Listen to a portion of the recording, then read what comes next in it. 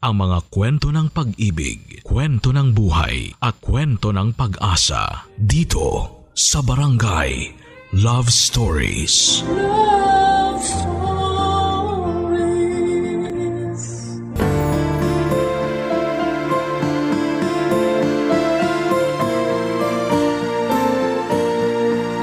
Sobrang memorable ang Pasko para sa ating lahat. Isa ito sa mga pinakamahalagang araw para sa karamihan ng mga Pilipino. Ikaw kabarangay, ano ang pinaka-memorable mong Christmas memory? Dear Papa Dudut, magandang araw po sa inyo at sa mga patuloy na sumusuporta sa Barangay LS.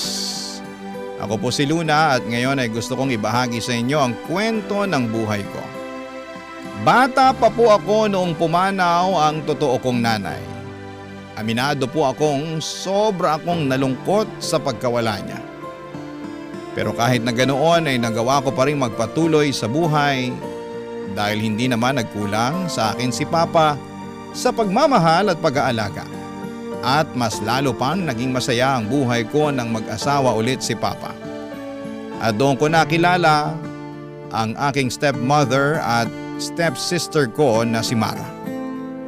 Habang lumalaki ako ay masaya ang buhay namin kasama si Papa, si Mara at ang stepmother ko na tinatawag ko na rin na Mama.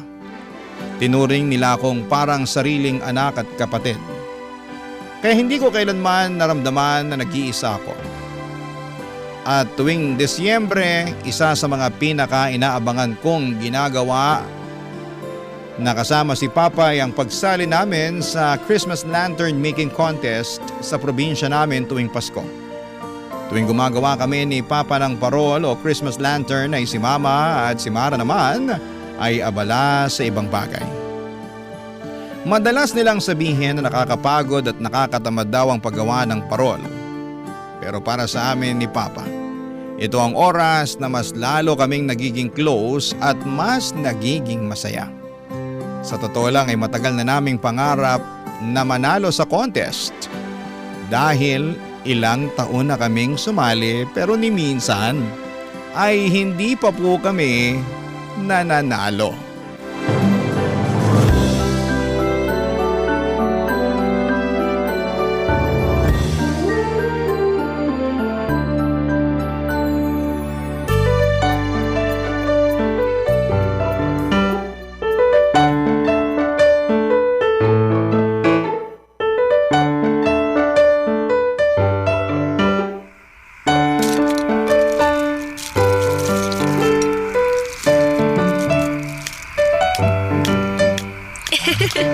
Sige po. Konting ice pa po. Luna? Ay, mahal! Kumain na kayo dito. Mamaya nyo na tapusin yung Christmas lantern nyo. Mamaya na lang po kami kakain, Ma. Oo, saglit na lang to, mahal. Mauna ka na. Alam nyo, kung ako sa inyo, tigilan nyo na yung pagsali-sali dyan sa lantern making contest ng barangay. Hindi naman kayo nananalo eh. Sayang lang sa oras yan at pinapagod nyo lang ang mga sarili ninyo. Ay, nako. Si Mama talaga, napakanega. Huwag po kayong mag-alala kasi nararamdaman ko na this year is the year. Feeling ko talaga mananalo na kami ni Papa ngayon eh. Di ba, Pa? Mismo, anak. Basta. Kakain na ako, ha? Sumunod na lang kayo kung gusto nyo. Sige po, Ma. Andito na ako! I'm home! Oh, Mara. Saan ka galing? Gabi na. Relax lang po kayo, Ma. Yung tanong ko sa'yo, hindi mo pa sinasagot. Saan ka galing? Sa bahay lang po nung kaklase ko. Kung ganon bakit ngayon ka lang? Pasensya na po kayo, ha. Napasarap po kasi yung kwentuhan namin, eh. Sa susunod, magpapaalam ka sa akin kung gabi ka na makakauwi. Kasi kung hindi, ilalak ko na yung gate at sisiguraduhin ko na sa labas ka na matutulog kasama yung mga lamok. Naiintindihan mo? Ma, kumalma po kayo. Hayaan nyo na po muna si Mara. 18 years old naman na siya eh. Ay, hindi. Habang dito kayo nakatira sa bahay ko, ako ang masusunod. At isa pa ilang beses nang umaalis ng bahay tong kapatid mo nang hindi nagpapaalam. Oy, Mara, makikinig ka sa mama mo. Sorry na po talaga. Hindi na po mauulit. Dapat lang. Kumain ka na ba? Tapos na po. Nakikain po ako dun sa bahay ng kaklase ko. Mabuti naman pala kung ganun. Pues kung gusto niyo pang kumain, sumunod lang kayo sa akin sa kusina. Pagod na akong kakasuyo sa inyo. Ate Luna, anong nangyari dun kay Mama? Napikon yata kasi ayaw namin tigilan ni Papa yung paggawa nitong parol eh. Ay nako, hayaan nyo na muna yung mama ninyo. Kakalma din yan maya-maya. Mara anak, tulungan mo na kaya kami ng Ate Luna mo dito. Papa naman Huwag niyo na ako idamay dyan. Kaya niyo na yan. Tama si Papa, Mara. Sigurado ako na mag-i-enjoy ka sa paggawa nitong parol. Subukan mo lang. Mag-i-enjoy. Tignan niyo nga yung mamukha niyo ni Papa, ate. Pinagpapawisan na nga kayo. At mukhang hirap na kayo dyan sa ginagawa niyo Oo nga, pero hindi ibig sabihin nun, hindi kami nag-enjoy. Tama. Tsaka isa pa, paano hindi kami pagpapawisan ni Papa wala naman tayong aircon dito sa sala. Tsaka iisa lang yung electric fan Ewan ko sa inyo. Basta labas na ako sa Christmas lantern making contest na yan Mukhang hassle Alam mo, para kang si Mama. Pareho kayong nega. At para ka namang si Papa, ate. Pareho kayo nag-e-enjoy dyan sa ginagawa nyo kahit hindi naman kayo nananalo. Anak, ganun naman talaga ang buhay. Hindi naman kasi sa lahat ng oras panalo ka. May mga bagay talaga na kailangan mo munang pagdaanan at paghirapan bago mo matikman yung sarap ng tagumpay. Ay, nako Papa. Wala na kayong pwedeng sabihin ni Ate Luna na makakapagpabago ng isip ko. Sasabayan ko na nga lang si Mama na kumain. Teka lang, akala ko ba kumain ka na sa bahay ng kaklase mo? Nagutom ako sa kakapilit nyo sa akin at tulungan kayo dyan. Nakaka-stress na yung parol na yan. Sige na, mauna ako. Bye! Si Mara talaga. Ay nako, hindi ka pa nasanay sa kapatid mo. Oh, halika na, ituloy na natin to anak. Sige po, Pa. Papa Dudut, hindi po namin natapos ni Papa ang parol ng gabing yon kasi pareho kaming napagod. Kaya tinabi na lang muna namin ang parol at napagdesisyonan na tapusin na lamang namin ang paggawa ng parol sa susunod na araw. Noong nakita ni Mama na itinabi na namin ang parol ay natuwa siya at inimbitahan niya na kami na kumain ng hapunan. Katulad din kami ng ibang pamilya. May mga asaran at may mga tampuhan. Pero sa huli, Papa Dudut, ay nangingibabaw pa rin ang pagmamahalan.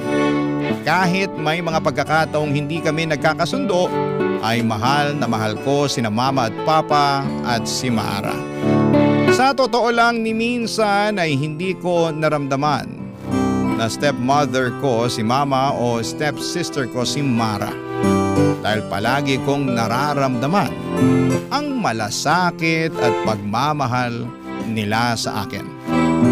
Pero noong akala ko ay tuloy-tuloy na ang saya ng buhay namin ay doon pala ako nagkamali.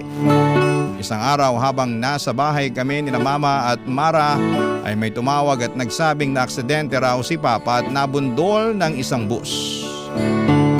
Parang gumuho ang mundo ko sa sandaling marinig ko yon.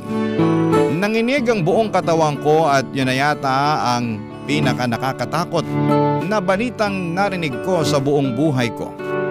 Wala kaming inaksayang oras at dali-dali kaming pumunta sa ospital. Pagdating namin doon ay nakita namin si Papa na walang malay. At sa sandaling yon, may masakit na katotohanan na pala na naghihintay sa amin nina Mama at Mara.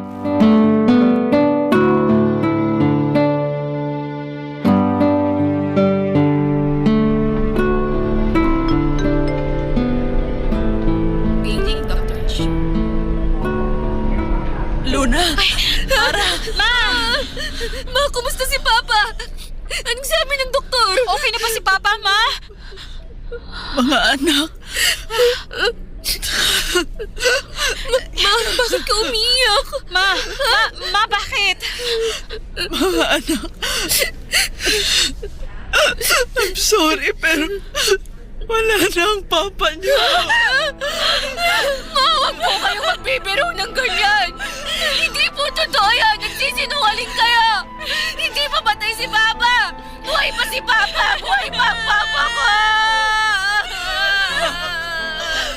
Ate Luna! Huwag mo ako hawakan. Pupuntahan ko si Papa! Kailangan ko makita si Papa!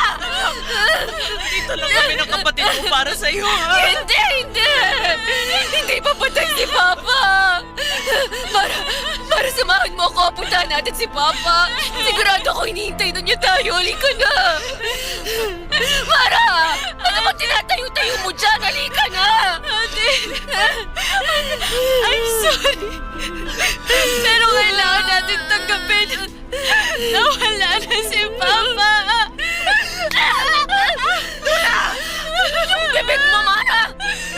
Huwag ka magsasalita ng ganyan! Ate! Kay Mama na mismo nang galing! Wala na si Papa! Naniwala ka naman! Halata naman nagsisinungaling lang to si Mama eh! Mama naman kasi! Hindi nyo na lang kasi aminin sa amin ni Mara na pinaprank nyo lang kami! Di ba mapagbiro si Papa?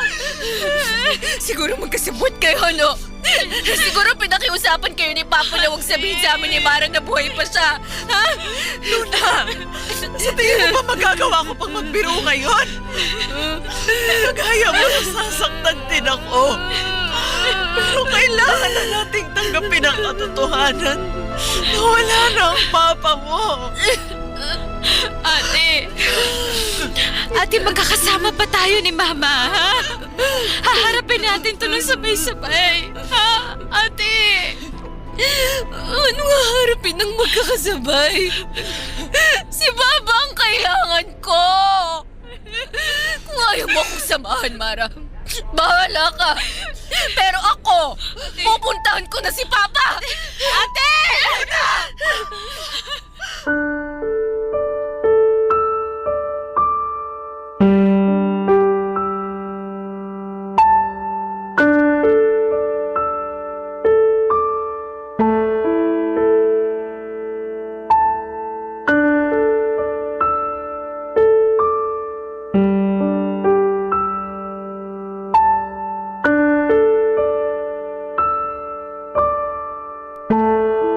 Papadudot nung doktor na mismo ang nagsabi sa akin wala na si Papa ay saka nag-sink in sa akin ang lahat. Alam kong nariyan sina Mama at Mara pero ramdam na ramdam ko ang sobrang lungkot at pakiramdam ko ay mag-isa na lamang ako sa buhay. Dahil nawala na ang nag-iisa kong tunay na kadugo. Maaga nang nawala ang tunay kong ina pero pati ba naman si Papa ay kinuha na rin sa akin. Lumipas sa mga linggo na halos nakakulong lamang ako sa kwarto. Bihira na akong kumain at halos hindi na rin ako nakikipag-usap sa kahit na sino. Lalo na kina Mama at Mara. Alam kong nasaktan din sila sa pagkawala ni Papa at pilit silang nagpapakatatag para sa akin. Pero nang mga panahong yon ay hindi ko yon makita. Masyado po akong nalunod sa sarili kong lungkot hanggang sa dumating sa puntong sobrang pumayat ako at unti-unti kong nakakalimutan kung paanong muling bumangon, Papa Dudut. Barangay Love Stories. Barangay Love Stories. Habang lumilipas ang mga araw, aaminin ko na unti-unti akong nagtanim ng sama ng loob kina Mama at kay Mara. Pakiramdam ko noon ay parang mas madali nilang natanggap ang pagkamatay ni Papa samantalang ako ay nanatiling lugmok at sugatan sa sakit ng pagkawala niya. Araw-araw ay dala-dala ko ang bigat ng kalungkutan. At habang tumatagal ang lungkot na yon ay dahan-dahang napalitan ng galit at poot. Sa halip na ilabas ko ang sakit na nararamdaman ko sa tamang paraan ay ibinuhos ko ang lahat ng galit at poot ko kina Mama at kay Mara. Sa tuwing sinusubukan nila akong kausapin o kumustahin ay bigla na lamang akong napapasigaw o nagsasara ng damdamin ko. Dumating sa punto na parang natatakot na nga si Mara na lapitan ako. Pero kahit na ganoon ay pilit pa rin niyang sinusubukang kausapin at unawain ako. Pero sa kabila ng lahat ng yon ay patuloy ako nagmamatigas at hinahayaan ang sarili kong lamunin ng sobrang lungkot hanggang sa halos makalimutan ko na kung paano muling magmahal at magpatawad.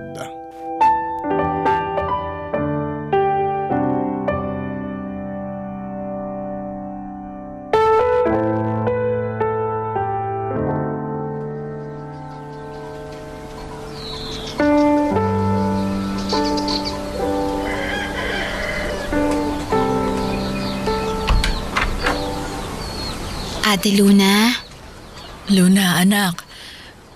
Hindi ka pa ba nagugutom? Pinagluto kita ng almusal. Kumain ka na. Anong ginagawa niyo rito? Wala pa akong gana. pero ate, nag-aalala na kami ni Mama sa'yo eh. Tingnan mo, pumapayat ka na. Kaya sige na please, kailangan mo to. Kumain ka kahit konti lang. Ilapag niyo na lang dyan sa mesa tapos umalis na kayo. Gusto kong mapag-isa. Anak, nag-aalala na kami ng kapatid mo sa'yo. Lahat naman tayo nasasaktan sa pagkawala ng papa mo. Pero sana naman anak, huwag mo kaming sukuan ng kapatid mo. Andito pa naman kami, di ba? Paano hindi ko kayo susukuan? Mukhang nakapag-move on na nga kayo sa pagkamatay ni Papa eh. Ang galing nyo ring magpaggap eh. Ate Luna, hindi sa ganun yun. Pare-pareho lang tayo nasasaktan at nahihirapan. Alam mo Mara, kung tutuusin, napakaswerte mo. Kasi nandyan si Mama sa tabi mo na nagmamahal sa'yo. Pero paano naman ako? Wala nang nagmamahal sa akin. Anak, hindi yan totoo. Mahal na mahal ka namin ng kapatid mo. Mautang na loob, lumabas na lang kayo ni Mara. Kasi sa tuwing nakikita ko kayo, mas lalo lang akong nasusuka. Tuwing sinusubukan niyo akong suyuin, mas lalo ko lang kayong kinasusuklaman. Ate, sumusobra ka na. Mara, please lang, wag mo namang sagot-sagutin ang ate mo. Hindi, May. Kasi kung makapagsalita siya, parang kasalanan pa natin na namatay si Papa. Ate, sabihin mo nga sa akin, paano ka namin tutulungan kung yung sarili mo mismo ayaw mong tulungan? Pilit ka namin iniintindi. Kaya sana naman, intindihin mo rin kami ni Mama. Intindihin? Ako yung namatayan dito! Ako yung nawalan! Wala akong pakialam kung isipin nyo na napakamakasarili ko! Ako yung naiwanang mag-isa dito! At hindi nyo ako maiintindihan kahit anong gawin nyo! Oo, alam kong nasasaktan ka. Kasi pakiramdam mo ngayon na wala yung nag-iisa mong kakampi. Pero kailangan mo rin maintindihan na simula nung naging parte kami ni Mara ng buhay mo, naging kakampi mo na rin kami. Tama si Mama, ate. Sa totoo lang, nasasaktan na ako sa mga sinasabi mo sa amin ni Mama eh. Pero ganun pa man, gusto ko lang malaman mo na hindi mo to kailangang pagdaanan ng mag-isa.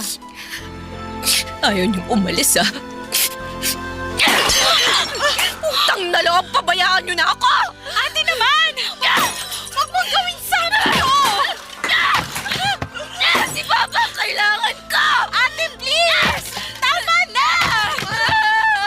Ano ko awatin tong ate mo? Hindi ko kayo kailangan! Ate! Wala kayong kwenta! Ate, parang awa mo na. Tumigil ka na! Natatakot na ako sa'yo eh! Iwan mo ako! Hindi ko kayo makakaduga! Si Mama at si Papa ang kailangan ko! Pagkatapos kong magwala ay nakatulog ako sa sobrang pagod. Kahit na ang dami kong masasakit na salitang nasabi noong araw na yon ay malinaw pa rin sa alaala ko na hindi kailanman tumigil sina Mama at Mara sa pag-aalaga at pag-aasikaso sa akin. Kahit patuloy akong nagmamatigas at binabalot ng galit at poot dahil sa pagkawala ni Papa. Nandun pa rin po sila. Tahimik na nagmamahal at umaasa na balang araw ay maghihilom din ang mga sugat sa puso ko. Dumating din ang panahong kinailangan ko nang bumalik sa eskwela. Pero nang mga panahong yun ay parang wala talagang pumapasok sa isipan ko. Patuloy pa rin akong nagluluksa at kahit na anong pilit kong mag-focus sa klase ay hindi ko magawa. Unti-unti akong nagsimulang magkating classes at natuto na rin po akong magbisyo tulad ng yosi at alak. Umaasang kahit sandali ay makakalimot ako sa bigat ng mga problemang dinadala ko. Hanggang sa dumating ang araw na nalaman na ni Mama ang lahat ng mga pinaggagawa ko. At doon ko naramdaman na unti-unti nang nagkakaroon ng consequences ang mga desisyong ginawa ko habang ako ay nawawala sa sarili, Papa Dudut.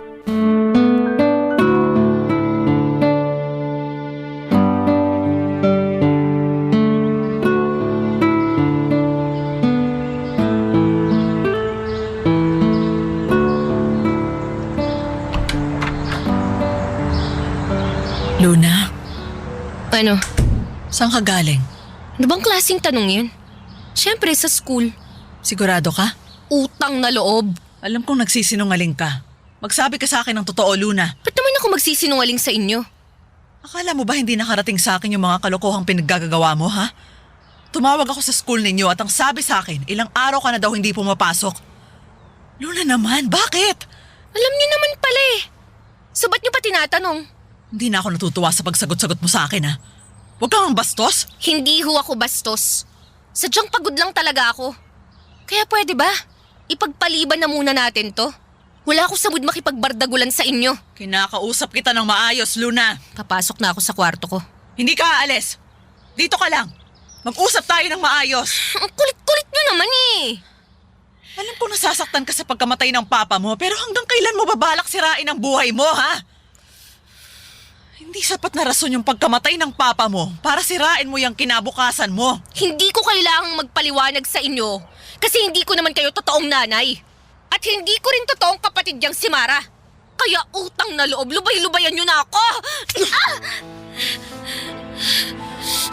Sigurado ako na kung nabubuhay lang yung papa mo, hindi siya matutuwa sa mga pinagsasasabi at pinaggagawa mo. Kung nabubuhay si Papa. Pero patay na nga, di ba? Kaya wala nang patutunguhan tong usapan na to. Meron! Kasi kinabukasan mo ang nakasalalay dito. Kinabukasan? Ilang beses ko bang kailangang ulit-ulitin na wala namang kinabukasang nag-aantay sa akin? Pareho niyang patay ang mga magulang ko. Pero andito pa kami ng kapatid mo, Luna. Hindi ko kayo mga kadugo. Hindi ko kayo kaano-ano. Pero ni minsan, hindi namin naisip yon dahil tunay na anak at tunay na kapatid ang tingin namin ni Mara sa'yo. Hindi totoo yan. Kasi halata naman na ako lang yung nasasaktan sa pagkawala ni Papa eh. Halata naman na ang bilis-bilis niyong nakapag-move on na parang walang nangyari. Napaka-plastic niyo. Nagkakamali ka, Luna. Kinailangan naming magpakatatag kasi ikaw nga itong inaalala namin. Napakahirap naman yatang paniwalaan yan. Dahil hindi mo kami nakikitang nagluluksa, hindi ibig sabihin nun na hindi kami nasasaktan. Alam mo ba na araw-araw akong tinatanong ni Mara kung kumusta ka na? Na kahit natatakot na sa'yo yung kapatid mo, palagi niya pa rin sinasabi sa akin na sobrang namimiss ka na niya. Palagi niyang pinagdadasal na balang araw. Sana bumalik yung dating samahan ninyo. At ganun din ako, anak. Sana balang araw bumalik yung dating Luna na malambing at palangiti. Noon yun, nung nabubuhay pa si Papa. Pero nung nawala si Papa, naramdaman ko na mag-isa na lang ako sa buhay. At sa pagkawala ni Papa, mas lalo ko lang naramdaman na hindi ko kayo mga kadugo. Sinabi ko na to noon at sasabihin ko ulit sa'yo. Sina Mama at Papa ang kailangan ko. Hindi ko kayo kailangan ni Mara. Patuloy akong nagmatigas at nagrebelde hanggang sa dumating sa puntong tuluyan na akong nag-drop out sa pinapasukan kong eskwelahan. Noong una ay galit na galit si Mama sa naging desisyon ko at sobrang nag-aalala si Mara dahil kitang-kita nila kung paano ko unti-unting sinisira ang kinabukasan ko. Pero habang tumatagal ay parang napagod na rin silang pilitin ako at kalaunan ay tinanggap na lamang nila ang desisyon kong huminto muna sa pag-aaral. Sinabi pa nga sa akin ni Mama na naiintindihan niya raw ang kailangan ko munang magluksa sa pagkamatay ni Papa at bigyan ng sarili ko ng panahon para huminga. Pero dahil hindi na rin ako binigyan ng pera ni mama ay nagkulong na lamang ako sa kwarto at nagmukmok maghapon. Lumalabas lamang ako sa sala kapag sobrang gutom na gutom na. Pero kadalasan ay nasa loob lamang talaga ako ng kwarto, nakatulala sa kisame o natutulog para lamang takasan ng bigat ng nararamdaman ko. Aaminin ko sa inyo na hindi po ako proud sa bahaging ito ng buhay ko. Pero ito ang totoo. Ito ang mapait at magulong yugto ng buhay ko na kinailangan kong pagdaanan.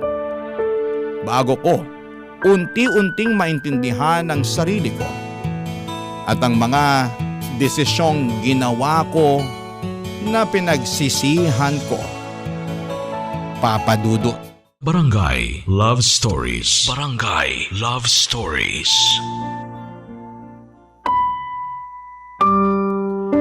Dumating kami sa puntong halos naubos na ang pera sa joint account nina mama at papa.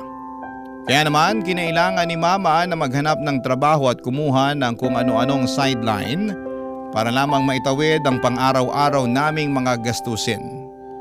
Si Mara naman ay nagpa-part-time job para makatulong sa bahay at para maipagpatuloy niya ang pag-aaral at mabayaran ang sarili niyang tuition. Sa totoo lang ay sobra akong nakonsensya ng mga panahong yon dahil kung tutuusin ay may dahilan silang iwan o palayasin ako. Lalo na't naging pabigat na ako sa kanila.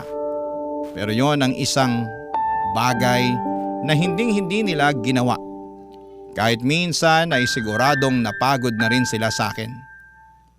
Aaminin ko na ng mga panahong yon ay unti-unting gumaan ang pakiramdam ko kina mama at kay Mara.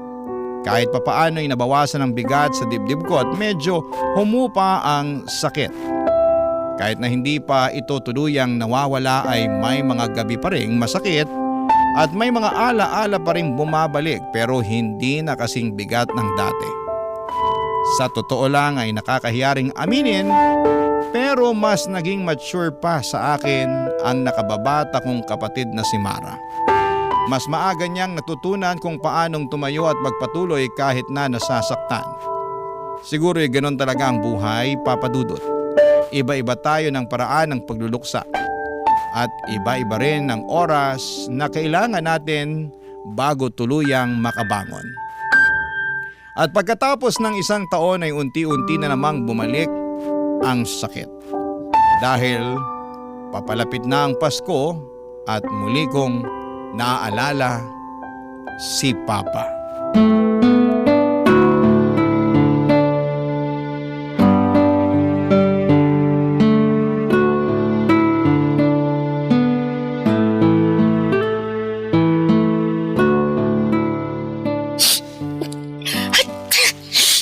Ano ba naman itong bodega na to?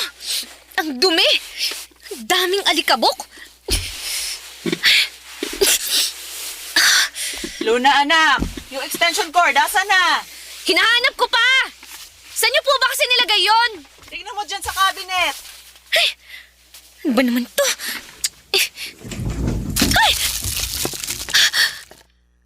Teka, ito yung... Ate naman, ba't ang tagal mo? Kanina ka pa namin inaantay ni Mama yung extension cord. Asan na ba... Ate? Saan mo nakita yan? Dito sa loob ng lumang cabinet. Naaalala mo ba to? Ito yung pinakahuling parol na ginawa namin ni Papa bago siya na-aksidente. Siyempre naman ate. Tandang-tanda ko pa noon na pinipilit niyo ako ni Papa na tulungan kayo sa Christmas lantern na yan. Pero tinatanggihan ko kayo. Oo. Tinatanggihan mo kami ni Papa kasi ayaw mo yung napapagod ka. Sayang, no? Hindi na umabot tong parol na ginawa namin sa contest. Kasi hindi na namin natapos to ni Papa. Nakakamiss yung mga panahon na yun, no? Kung pwede lang sana nating balikan yun. Ate Luna, hindi pa naman huli ang lahat eh. Ha? Anong ibig mong sabihin? Ibig ko sabihin, pwede pa naman tayo gumawa ng mga bagong alaala. Ikaw, ako, si Mama. Alam ko naman yun eh. Gusto mo ituloy natin yung Christmas lantern yun ni Papa? Ewan ko. Siguro ibabalik ko na lang dito sa cabinet. Wala na rin naman tong silbi. Tsaka nasasaktan lang ako tuwing naaalala ko si Papa. Alam niyo kayong dalawa, kanina ko pa inaantay yung extension cord, ha? Asa na ba? Sorry Ma, nakita kasi ni ate yung Christmas lantern nila ni Papa. Naaalala ko pa yan, ha? Tandang-tanda ko pa nung pinagalitan ko kayo kasi ni minsan hindi naman kayo nanalo sa pa-Christmas lantern making contest ng barangay. Nakakamiss yung papa niyo, no? Sobra. Labas na po tayo. Nahanap ko na rin naman yung extension cord Ay, eh. sandali lang ate. May naisip ako. Ha? Anong naisip mo? Di ba may pa-Christmas lantern contest ulit yung barangay ngayon? Oo. Eh ano naman ngayon? Ay, Mara, anak. Alam ko na kung anong iniisip mo. Magandang ideya yan. Di ba, Ma? Sandali lang. Mara, hindi ko kayo maintindihan. Ano ba kasing sinasabi nyo? Kayong dalawa lang tong nagkakaintindihan eh. Tutulungan ka namin ng kapatid mo na tapusin yung Christmas lantern ninyo ng papa mo. At isasali natin doon sa parol contest this year. Malay mo naman. Baka manalo na, di ba? Nang gabing yon ay ramdam ko na tuluyan nang nawala ang puot at galit sa puso ko. At para bang nararamdaman ko mismo ang presensya ng Diyos sa buwan ng Kapaskuhan. At doon na rin kami tuluyang nagkapatawaran ni na Mama at Mara. Mas lalo pang bumalik ang saya at init ng aming samahan ng muli naming pagtulungan ang paggawa ng Christmas lantern na sinimulan namin ni Papa. Sa totoo lang ay wala na akong pakialam noon kung mananalo o matalo ang parol sa contest. Ang mahalaga lang sa akin ay matapos ito at makita na nakakarami ang aming ginawa. Pero sobrang bait ni Lord dahil sa unang pagkakataon ay nanalo ang parol na pinagtulungan namin ni Mara at Mama. At habang naglalakad kami sa sidewalk ay nagkaroon kami ng pagkakataon na mag-usap ng tapat. Magpatawaran at maramdamang muli ang pagmamahal at pag-unawa namin para sa isa't isa.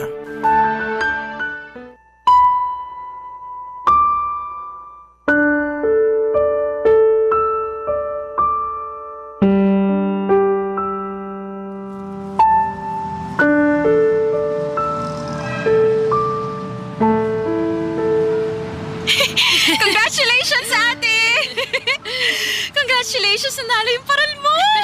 Sigurado ako na pag nandito si Papa, matutuwa siya sa ating tatlo. Matagal ang pangarap ni Papa na manalo sa contest na yun eh. Naku, tama ka dyan, anak.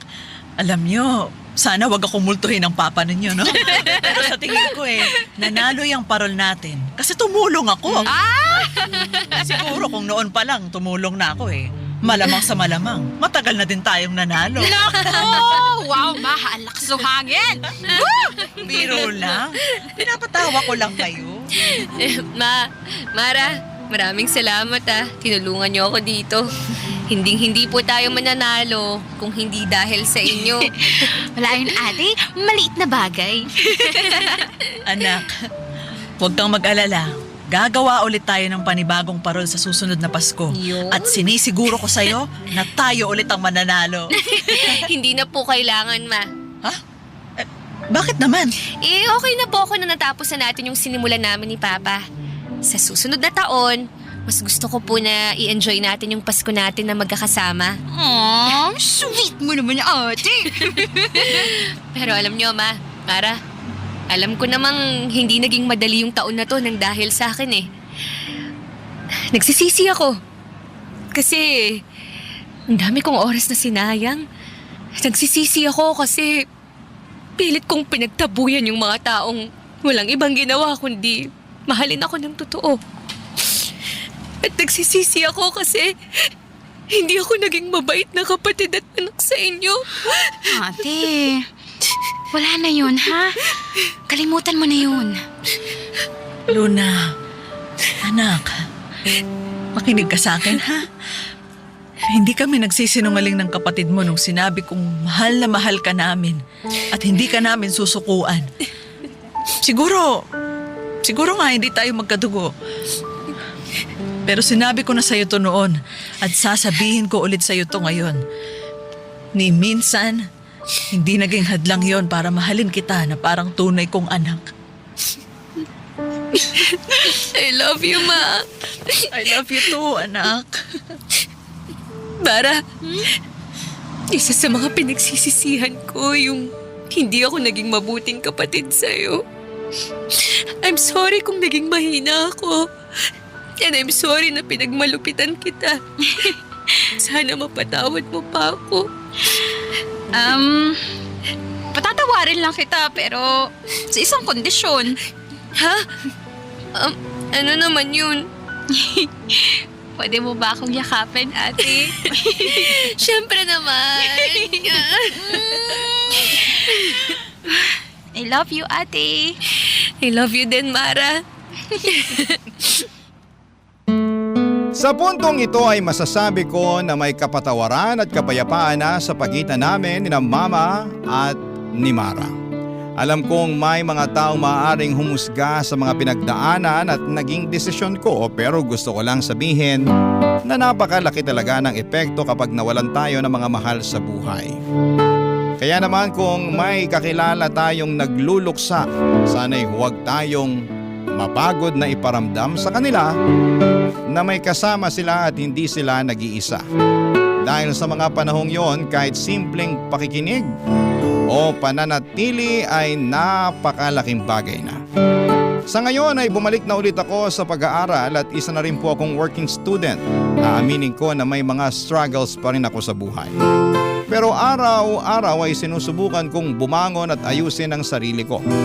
Pangarap ko talaga na makapagtapos at makakuha ng maayos na trabaho para kahit papaano ay makabawi ako kina Mama at kay Mara, na patuloy na naniniwala at nagmamahal sa akin kahit na nawawala na ako sa landas noon. Sa lahat ng pinagdaanan ko ay doon ko napagtanto na ang pamilya ay hindi lamang tungkol sa kung sino ang kadugo mo. Ang pamilya ay ang mga taong piniling manatili, umunawa at magmahal sa iyo kahit sa mga panahong mahirap ka nang mahalin.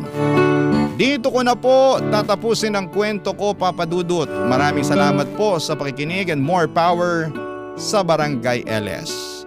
Ang inyong kapuso at kabarangay forever, Luna. Anong say mo sa Barangay Love Stories na ito? Pagkwentuhan natin sa comment section yan.